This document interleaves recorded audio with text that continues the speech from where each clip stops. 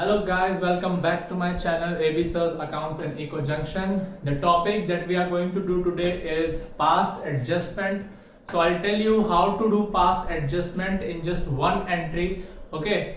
So if you haven't subscribed my channel, please subscribe to my channel. Also don't forget to press the bell icon so that you are notified every time I launch a new video.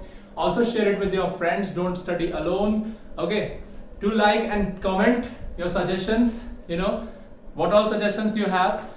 So guys start करते हैं आज का topic कि past adjustment क्या है। क्या एक single entry से हमारी गलतियां ठीक हो सकती हैं? बिल्कुल हो सकती हैं। ये आप 11th क्लास में रेक्टिफिकेशन ऑफ एरर्स में भी पढ़ चुके हो।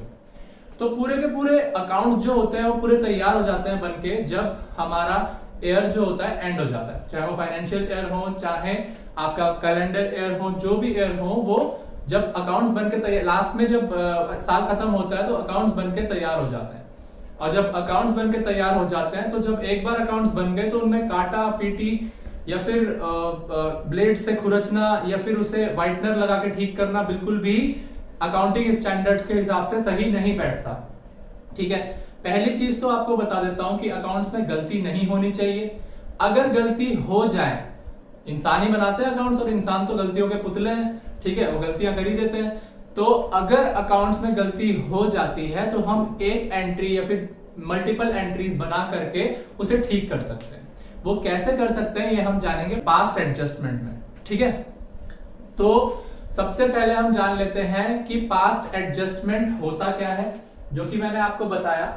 साल भर में अकाउंट्स बन के तैयार हो गए और कुछ गलती हो गई, बाद में पता चला जब रिकवरी हुई पूरी की पूरी, जब पूरा देखा अकाउंट्स को तो कोई गलती पकड़ में आ गई कि यार ये गलती हो गई, प्रॉफिट्स इस रेशियो में बंटने थे, गलती से इस रेशियो में बढ़ गए।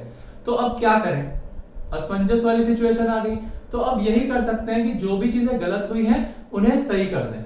ठीक है, तो उसमें क्या होता है, हमें एक वर्किंग बनानी पड़ती है। ठीक है, तो उस वर्किंग में हमें एडजस्टमेंट करनी पड़ती है, मतलब जो भी गलतियां हुई थी उन्हें ठीक करनी पड़ती है। उसके बाद लास्ट में हमारे पास एक बैलेंस बचता है जिससे हमारी एडजस्टमेंट एंट्री तैयार हो जाती है। ठीक है, तो वो बैलेंस हमें हेल्प करता है एडजस्टमेंट एंट्री तक पहुंचने के लिए। और जैसे ही वो एडजस्टमेंट एंट्री बनके तैयार हो जाती है वैसे ही आपका जो भी गलतियां होती है वो सारी सही हो जाती है। ठीक है, तो अभी क्वेश्चन एक एक करके आपकी स्क्रीन में आते जाएंगे। हम उन तीनों क्वेश्चंस को प्रैक्टिस करेंगे। यहाँ पे 3 क्वेश्चंस कवर होंगे, ज्यादा टफ वाले अभी नहीं लेंगे। ठीक है, आपकी स्क्रीन में आ जाएंगे, चाहो तो आप उसको स्क्रीनशॉट ले सकते हो या फिर बैठ के लिख सकते हो, जैसे भी आपको सही लगे। ठीक है,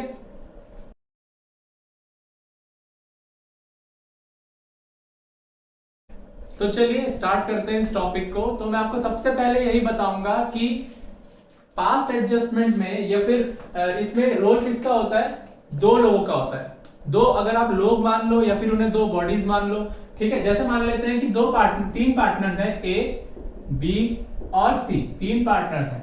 तो ये हो गए एक बॉडी। ठीक है, इसको अगर मैं कह लूं बॉडी 1 तो ये एक बॉडी हो गया, और एक हो गए आपकी फर्म। ठीक है, ये बॉडी 2 मान लो, ये कुछ भी कह लो, जैसे भी आपको समझ में आता है। ठीक है, इनको चाहो तो आप पार्टनर्स भी लिख सकते हो। एक बॉडी हो गई पार्टनर्स, एक बॉडी हो गई फर्म। अब पूरी की पूरी फर्म जो है ये पार्टनर्स चलाते हैं। फर्म कोई इंसान तो नहीं है, जैसा कि मैं आपको बार बार बताता हूं।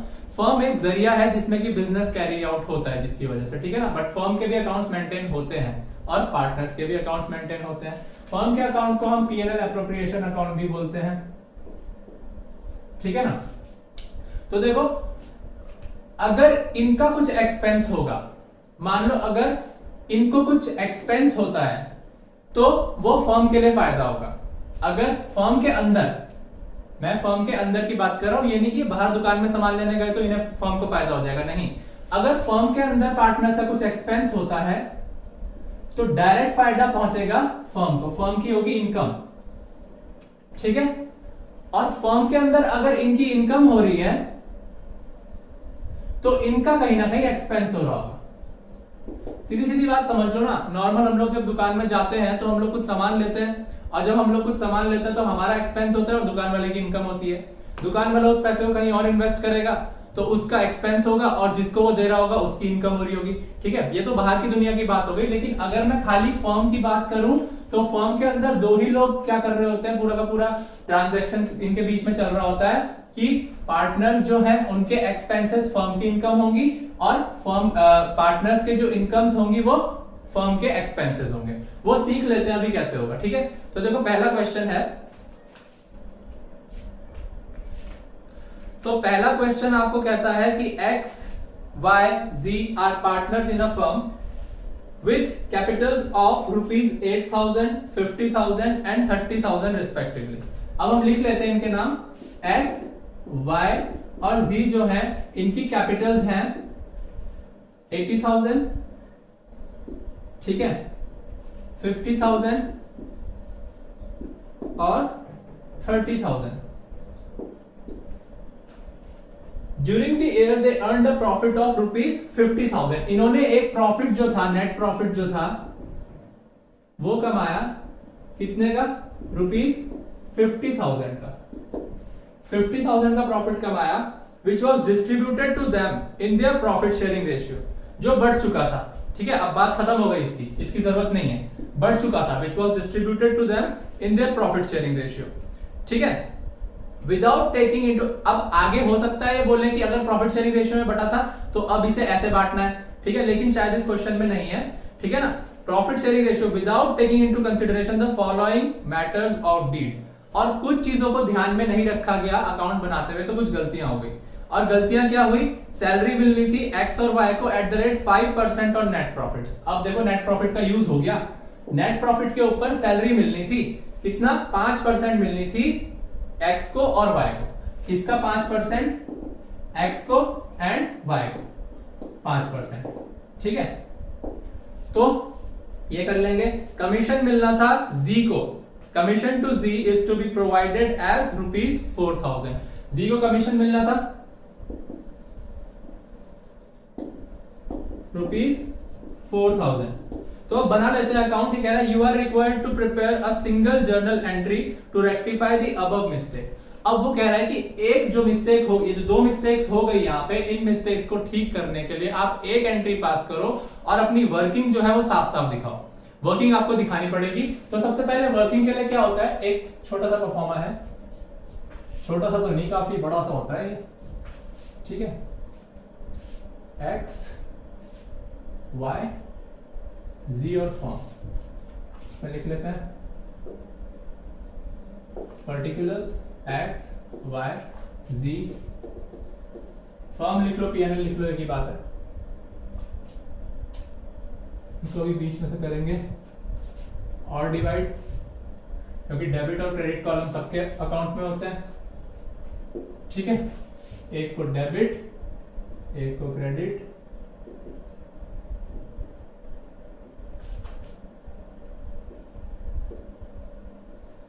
तो बस देखो अब जो लेन देन होनी है, जो मैंने आपको पहले समझाया, बॉडी 1 और बॉडी 2 के बीच में ही होनी है, जो कि पार्टनर्स और फर्म है। कई टीचर्स फर्म का अकाउंट पहले बनवा देते हैं, आप अपने टीचर को फॉलो करना चाहते हैं तो टीचर को फॉलो कर लीजिए, ठीक है, तो उसमें कोई प्रॉब्लम नहीं है, आगे पीछे हो सकता है। चलिए, सबसे पहली एंट्री जो है वो बोल रहा है, देखो प्रॉफिट्स बढ़ चुके हैं, प्रॉफिट की कोई आगे बात नहीं हुई कि प्रॉफिट को कैसे बांटना है, तो हम उसे कंसीडर नहीं करेंगे, ठीक है। पहली चीज जो है, सैलरी मिलनी चाहिए थी एक्स को और वाई को at the rate 5% per annum.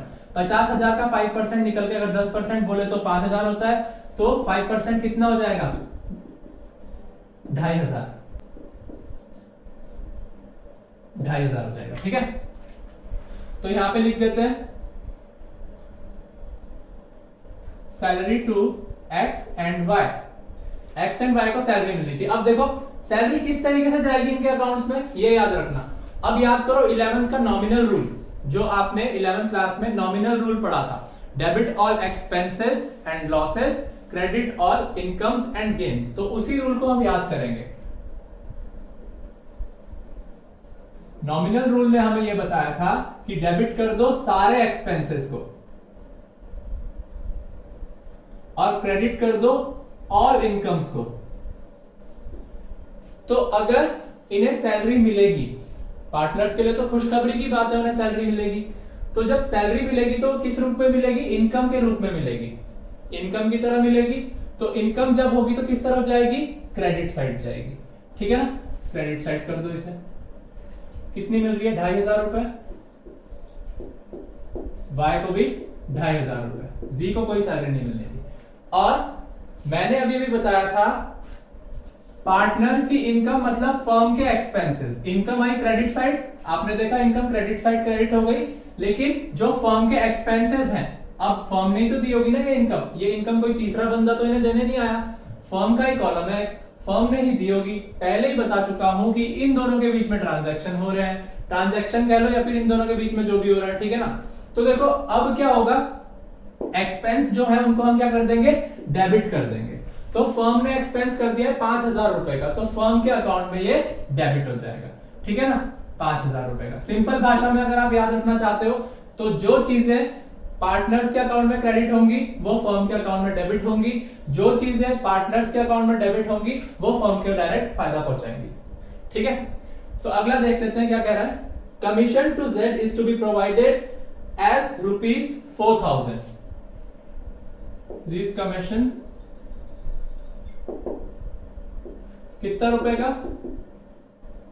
4000, इससे जी की भी इनकम होने वाली है, ठीक है, डायरेक्टली इनकम होगी, लेकिन फर्म का क्या होगा, नुकसान होगा, फर्म को 4000 रुपए डेबिट में करने पड़ेंगे, फर्म का नुकसान हो गया।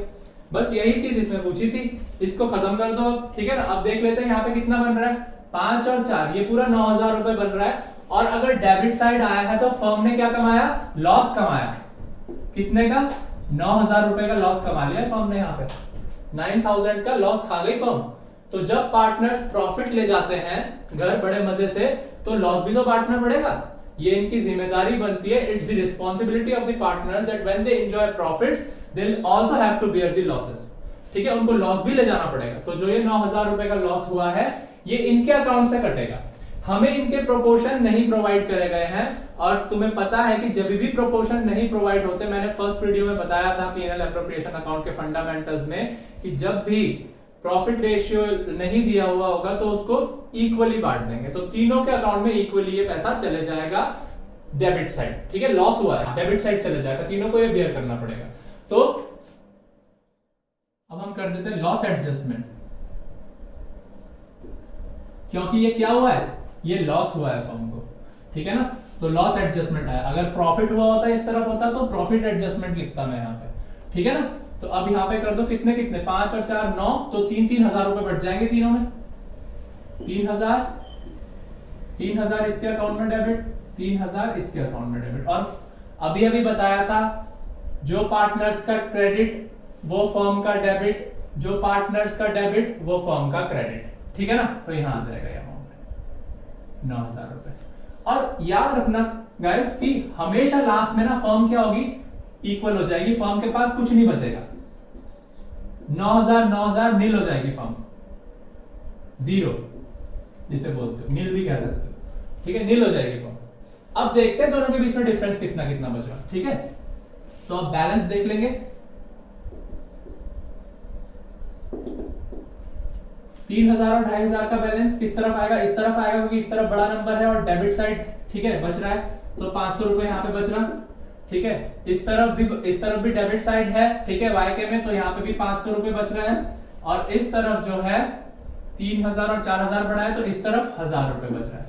और यही बैलेंसेस जो होंगे आपको मदद करेंगे एडजस्टमेंट एंट्री तक पहुंचने में। देखो ये डेबिट साइड गिरा, ये वाला बैलेंस, तो ये डेबिट साइड हो गया, यहां पे भी डेबिट साइड आया 500 रुपए, और यहां पे जो बैलेंस आया वो क्रेडिट साइड आ गया, ठीक है। तो यही आपकी एडजस्टमेंट एंट्री बन गई। यहां पे आप साफ साफ लिख दोगे एडजस्टमेंट एंट्री, और छोटा सा फॉर्मेट बना देना जर्नल का, और उसे लिख देना किसके अकाउंट में debit, X capital account debit, Y's capital account debited to Z's capital account. तो कितना कितना 500 for X and Y debit, और 1000 जो है आपका उसके जी के अकाउंट में क्रेडिट। अब यहां पे क्या होगा, लिख देंगे being adjustment entry passed for rectification of salary and commission. Now rectified भी कर देना नीचे से, नाउ रेक्टिफाइड। अब हमने उसे सही कर दिया। तो बस यही इस क्वेश्चन में है।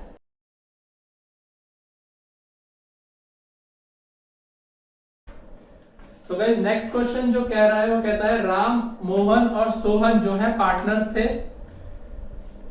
प्रॉफिट शेयर करते थे 2:1:1 के रेशियो में। तो हम लिख लेते हैं राम, मोहन एंड सोहन जो थे पार्टनर्स थे 2:1:1 के रेशियो में ये लोग शेयर करते थे। ठीक है, राम ने विड्रू करे 3,000 रुपए हर महीने and Mohan withdrew ₹4,000 every month. Interest on drawings was charged at the rate of 6% per annum, whereas the partnership deed was silent about interest on drawings। ठीक है, तो अब देख लेते हैं इस क्वेश्चन को। और यहाँ पे क्या होगा कि राम मोहन का जो भी आएगा वो इसी रेशियो में बांटना पड़ेगा हमको, 2:1:1 के रेशियो में। ठीक है ना, तो सबसे पहले बना लेते हैं अपना वर्किंग। ऊपर लिख सकते हो आप कैलकुलेशन ऑफ एडजस्टमेंट। ठीक है, उसके बाद हम लोग बना लेते हैं Ram, Mohan and Sohan. Debit credit column भी होंगे, सीधी सी बात है।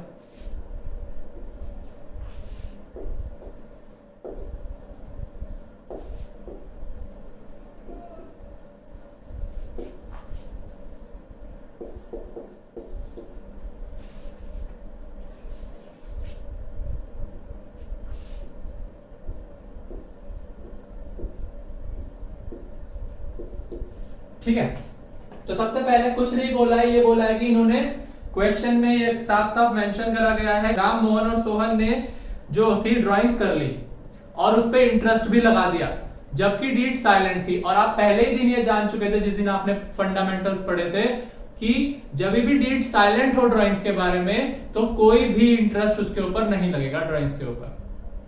ठीक है ना, नहीं लगना चाहिए था जो इंटरेस्ट लगा दिया इन्होंने। ठीक है, जो ड्राइंग्स पे इंटरेस्ट लगा गलत लगा। तो जब फर्म ने ड्राइंग्स पे इंटरेस्ट चार्ज करा होगा तो इससे पार्टनर्स की इनकम भी हुई होगी, क्योंकि ड्राइंग्स क्रेडिट साइड आता है फर्म के अकाउंट के, पीएनएल अकाउंट के। और जब क्रेडिट साइड आता है तो फर्म की इनकम मतलब पार्टनर्स की इनकम, पार्टनर्स का प्रॉफिट। तो पार्टनर्स उस इंटरेस्ट को प्रॉफिट के रूप में लेके चले गए होंगे अपने अपने घर। तो अब वो जो इंटरेस्ट ऑन ड्राइंग्स वो लेके गए हैं, जो गलत हुआ था वो उनसे वापस मांग लेंगे। तो जो इंटरेस्ट ऑन ड्राइंग्स लिया, पहले देख लेते हैं कितना कितना लगेगा इंटरेस्ट ऑन ड्राइंग्स। इनकी ड्राइंग्स जो है वो है 3,000। यहां पे लिख लेते हैं ड्राइंग्स।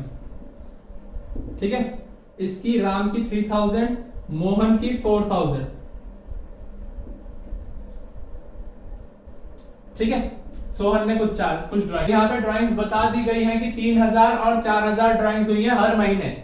साफ साफ क्वेश्चन में लिख दिया है कि every month they have withdrawn respectively as Ram has withdrawn 3,000 and Mohan has withdrawn 4,000। तो इसको हम लोग पहले तो 12 से इंटू कर देते हैं। ठीक है, क्योंकि हर महीने निकालिए। ठीक है, ये जान लेते हैं। तो 12 3 36, इसने 36,000 पूरी ड्राइंग्स करी है और इसने टोटल ड्राइंग्स जो करी है 48,000 करी है। ठीक है, तो ये तो इनकी ड्राइंग्स हो गई। अब हमें इंटरेस्ट भी पता है कि इस पे 6% लगना है। ठीक है, कई बच्चे इसे ऐसे ही कर देंगे, लेकिन यहाँ पे हमें ध्यान रखना है कि वो हमें एक और चीज में टेस्ट कर रहा है। मैंने आपको पहले ही दिन बताया था कि जब भी ड्राइंग्स हमें नहीं पता होगी कि कितनी करी है कितनी नहीं करी, ठीक है, कब कब करी है, ठीक है, तो हम लोग किस हिसाब से लगाएंगे 6/12। ठीक है, तो इसको हम लोग कुछ ऐसे कैलकुलेट करेंगे। हमें यहाँ पे कोई पीरियड नहीं गिवन है कब कब इसने निकाले। 36,000 रुपए निकाले और 48,000 रुपए हर महीने निकाले हैं, लेकिन किस डेट में निकाले हमें नहीं पता। तो यहाँ पे 6/100 into 6/12, same here 48,000 into 6/100 into 6/12। तो अब देखो काट दो इसे, 6 2 से 12, 2 3 से 6, 2 0 से 2 0 डालो, 3 और 360 इंटू 3, 3 6 18, 3 3 9 10। तो इसकी ड्राइंग्स का जो आ गया टोटल इंटरेस्ट जो ये घर में लेके गया राम, ठीक है ना, जो इनको बांट दिया गया, तो राम जो ये लोग तीनों लेके गए इंटरेस्ट घर में, वो राम का तो था 1080 और इसका भी निकाल लेते हैं।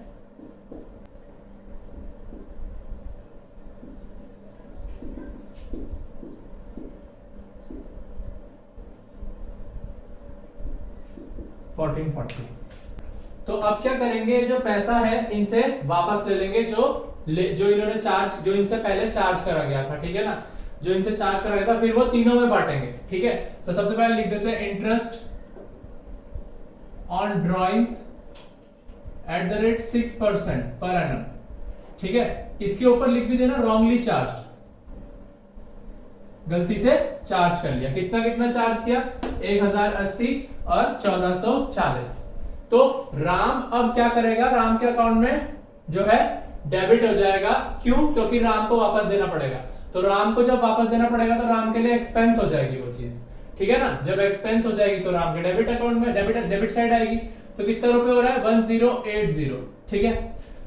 अब श्याम को भी वापस मोहन को भी वापस करना पड़ेगा अपने पैसे, ठीक है, जो है तो वो है 1440। तो इसके अकाउंट में भी डेबिट हो गया।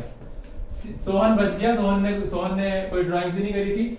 और मैंने बताया था यहीं पे ही कि पार्टनर्स के जितने भी एक्सपेंसेस होंगे फर्म की इनकम होगी। यहाँ पे पार्टनर्स के एक्सपेंसेस होते हुए दिख रहे हैं ना, डेबिट हो रहा है दोनों तरफ, तो फर्म की इनकम हो जाएगी। तो फर्म के किस साइड आएगा, क्रेडिट साइड आएगा। तो इन दोनों को प्लस कर लेते हैं।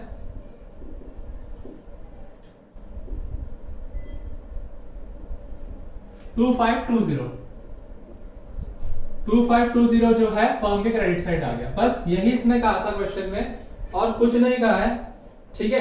तो इसमें अब हम क्या करेंगे, सीधा ये जो आया हमारे पास, फर्म के पास जो है क्रेडिट आ गया, मतलब प्रॉफिट आया है, तो प्रॉफिट जो है बांट देंगे। किस रेशियो में बांटेंगे, राम, मोहन और सोहन का जो रेशियो था, ठीक है।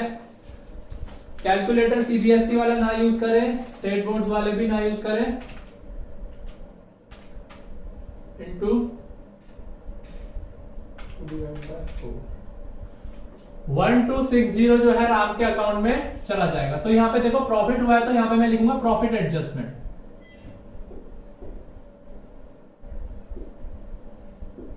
प्रॉफिट एडजस्टमेंट लिख दिया मैंने, ठीक है। किस रेशियो में, 2:1:1 के रेशियो में, ठीक है ना। नीचे लिख भी देना इन रेशियो ऑफ 2:1:1। अब प्रॉफिट जो है यहाँ पे क्रेडिट है, ठीक है ना। अब हम लोग इनके अकाउंट में डालेंगे, तो इनके अकाउंट में जब जाएगा तो इनको फायदा होगा, इनकम होगी, तो क्रेडिट हो जाएगा। कितना रुपया आ रहा है इसका, 1260 राम के अकाउंट में चला गया।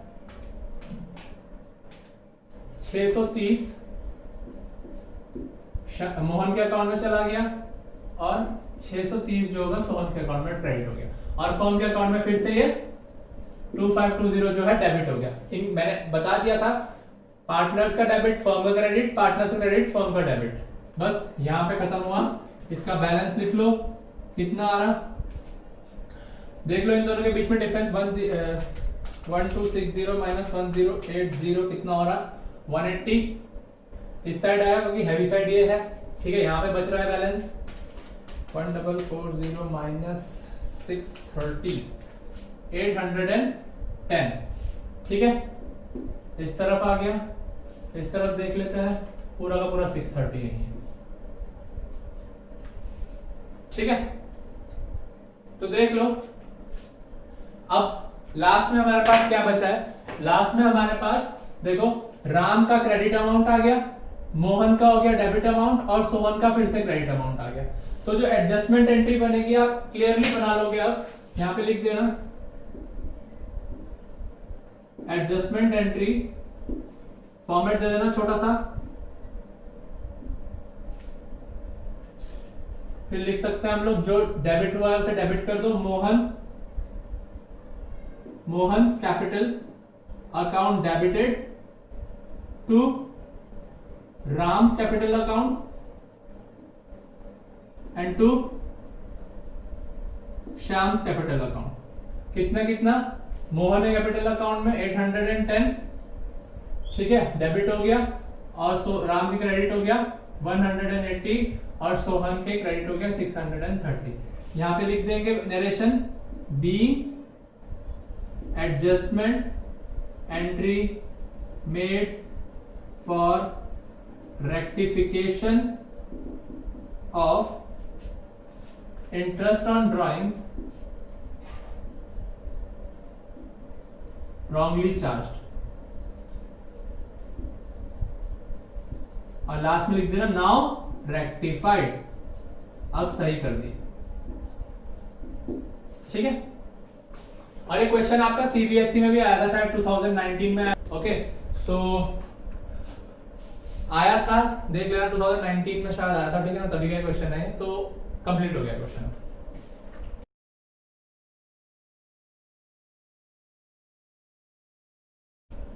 चलिए गाइस, आपका जो थर्ड क्वेश्चन है, अब वो क्या कह रहा है, Aman, Mohit and Sohan were sharing profits and losses in the ratio of 3:1:1।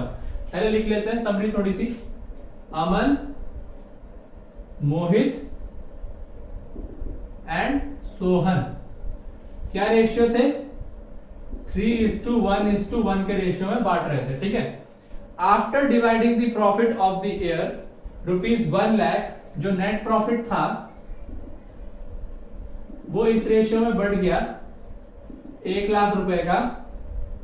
बढ़ने के बाद it was agreed that they will share profits and losses from 1 April 2015 in the ratio of 2:1। बाद में इन्होंने डिसाइड किया कि इस साल का जो प्रॉफिट बटा है वो शुरू से हम किस रेशियो में बांटेंगे, 2:1:1 के रेशियो में बांटेंगे, जो प्रॉफिट इस रेशियो में बढ़ गया। तो अब तो ये प्रॉफिट बढ़ गया।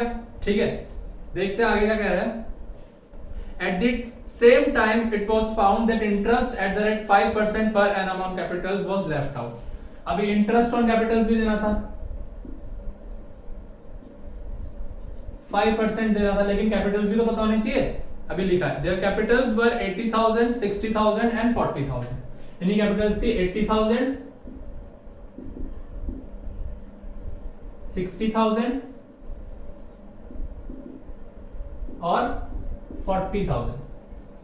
तीनों ही कैपिटल्स ये थी, इनके ऊपर 5% निकाल लेंगे। ठीक है, तो पहले तो ये करते हैं, ये बताते हैं। ठीक है, इसमें लास्ट में लिखा है pass the adjustment entry showing clearly और वर्किंग नोट्स। वर्किंग नोट्स तो हमेशा मांगेगा, एंट्री ऐसे नहीं आ जाएगी। ठीक है ना, वर्किंग नोट्स तो मैंने तो हमेशा ही देखा है कि आते हैं। ठीक है, तो देखिए नेट प्रॉफिट जो है वो क्या था, पहले 3:1:1 का था। इस रेशियो में प्रॉफिट पहले ही बांट के बैठ गए। ठीक है ना, तो पहले अपना बना लेते हैं कैलकुलेशन करने के लिए जगह। ठीक है, कैलकुलेशन ऑफ एडजस्टमेंट,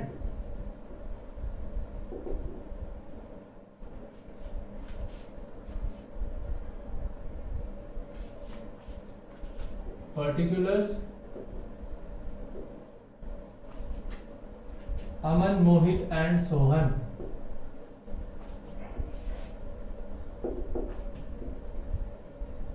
और फर्म। दो ही बॉडीज हैं, पार्टनर्स और फर्म, जो मैंने पहले बता चुका है तुम्हें। ठीक है ना, पार्टनर्स के एक्सपेंसेस, फर्म के गेन्स, पार्टनर्स की इनकम, फर्म के एक्सपेंसेस। ठीक है ना, तो अब देख लेते हैं, पहले डेबिट क्रेडिट का देते हैं कॉलम।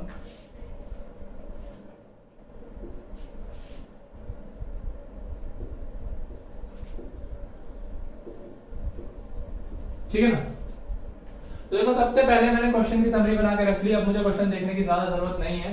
ठीक है, अमन, मोहित और सोहन जो थे 3:1:1 के रेशियो में 1 लाख रुपए बांट के बैठ गए। 3, 4, 5 है, तो ये कुछ इस तरीके से बटा होगा।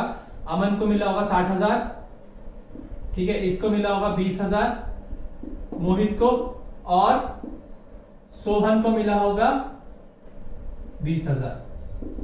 ठीक है, ये बांट के बैठ गए। तो जो पहले से ही लेके बैठे हैं, फर्म कहां से देगी, वापस कहां से ठीक करेगी, पहले इनसे ये प्रॉफिट्स मंगवाएगी, बोलेगी अपने फर्म के अपने जो प्रॉफिट्स तुम लेके गए थे वो वापस लेके आओ मैं। ठीक है, तब उसके बाद फर्म इंसाफ करेगी इनके साथ। ठीक है ना, कैसे करेगी देखते हैं। सबसे पहले इधर पे लिख दो प्रॉफिट्स रॉन्गली डिस्ट्रीब्यूटेड, ये रॉन्गली क्रेडिटेड भी लिख सकते हो। जो क्रेडिट हो गए थे रॉन्गली, किस रेशियो में हुए थे, 3:1:1 के रेशियो में, जरूर लिखना भूलना मत। ठीक है ना, 3:1:1 के रेशियो में 60,000, 20,000 और 20,000। अब भाई इनको तो अपने घर से लाने पड़ेंगे पैसे, और जब लाएंगे तो इन्हें दिक्कत होगी भाई, है ना। साफ साफ सी बात है, दिक्कत होगी, बोलेंगे भाई खर्चा हो गया हमारा, तो इनका खर्चा होगा और एक्सपेंसेस कहाँ जाएंगे, डेबिट साइड जाएंगे। तो तीनों के एक्सपेंसेस जो होंगे 60,000 रुपए, 20,000 रुपए और 20,000 रुपए एक्सपेंस हो गया। लेकिन फर्म को इससे बहुत बड़ा फायदा हो गया। फर्म के पास 1 लाख रुपए आ गए, 1 लाख की मालिक हो गई फर्म अब, ठीक है, 1 लाख रुपए आ गए फर्म के पास सीधा सीधा। तो अब जो होगा देख लेते हैं। अगली चीज क्या बोली है, ये प्रॉफिट तो लास्ट में बांटेंगे ही बांटेंगे, लेकिन अगली चीज ये बोली थी इंटरेस्ट ऑन कैपिटल भी लेफ्ट आउट कर दिया, ठीक है ना। Interest on capital left out कर दिया, कितना, 5%। तो अगर मैं इसका 5% निकालूं तो मैं, तुम्हें तो ये आता ही होगा, ठीक है, डायरेक्ट भी आप निकाल सकते हो। 5% है, परसेंटेज का साइन हटाओ, 2 जीरो उड़ाओ, परसेंटेज का साइन हटाओ, 2 जीरो उड़ाओ, ठीक है ना। 8 5 40, 4,000, 6 5 30, 3,000, 5 4 20, 2,000। तो मतलब 4,000, 3,000, 2,000 रुपए जो इंटरेस्ट ऑन कैपिटल इन लोगों को मिलना था वो नहीं मिला। तो अब देंगे, जब बन रही है एंट्री तो साथ में ही बनाया था, अलग अलग क्यों बनाना, चाहो तो अलग अलग ही बना सकते हो, लेकिन जब एक साथ आप काम कर रहे हो एक साथ कर लेते हैं, ठीक है। तो interest on capital at the rate of 5% per annum मिलना था, तो 5% पर एनम के हिसाब से कैसे बटेगा भाई, इनको मिलेगा, इनको फायदा होगा, और फायदा किस तरफ जाता है, हमेशा क्रेडिट में जाता है। तो अब देखो 4,000, 3,000 और 2,000 का फायदा होगा, 4,000 3,000 और यहाँ पे 2,000, इनका क्रेडिट मतलब फर्म का डेबिट, फर्म के कहा आ जाएगा, 9,000 फर्म के डेबिट में आ गए। अब हमें साफ साफ दिख रहा है कि यहाँ पे कितने रुपए बचे, अब हमारे पास 9,000 रुपए तो डेबिट हो गए, हट गए 9,000 रुपए, तो हमारे पास 91,000 रुपीज बचे, ठीक है। तो इस 91,000 रुपीज को अब हमें बांटना पड़ेगा। ये 91,000 रुपीज ही है जो प्रॉफिट बचा है, तो अब ये प्रॉफिट बांटना पड़ेगा, यही प्रॉफिट एडजस्टमेंट होगी, दिख रहा है ना प्रॉफिट है। तो अब हम यहाँ पे लिख देते हैं प्रॉफिट एडजस्टमेंट, जो प्रॉफिट हुआ है हमें, और उसको हम कैलकुलेट कर लेते हैं। 91,000 इंटू 2/5, 36,400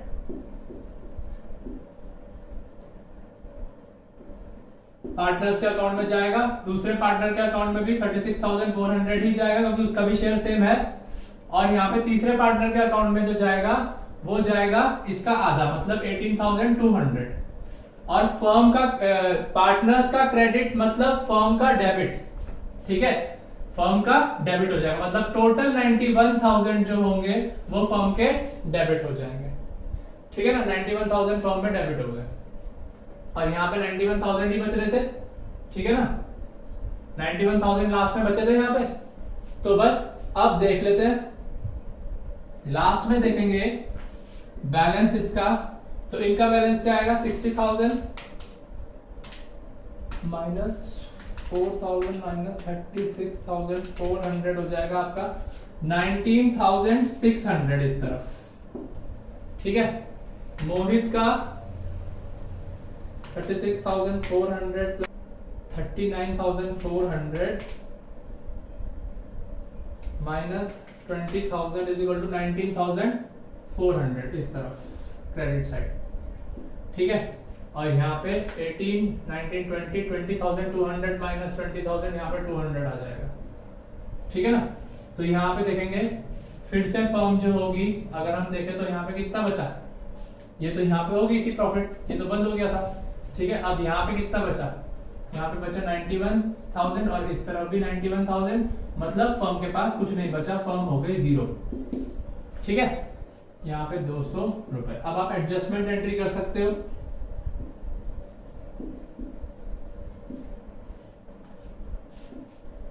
फॉर्मेट दे दो, ठीक है। देख लेते हैं किस किस तरफ अमाउंट आ रही है। अमन की डेबिट साइड आ रही है, मोहित की क्रेडिट साइड, सोहन की जो है क्रेडिट साइड आ रही है, ठीक है ना।